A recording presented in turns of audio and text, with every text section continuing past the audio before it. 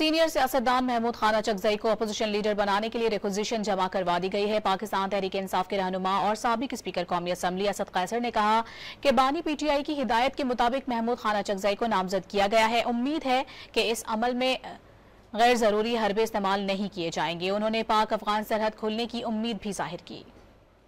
इमरान खान ने जो फैसला किया था कि महमूद अचकजई वो अपोजिशन लीडर के लिए उन्होंने नामजद किया था, तो आज उनके पेपर जो है वो हमने असम्बली सेक्रेटरीट में दाखिल करवाए।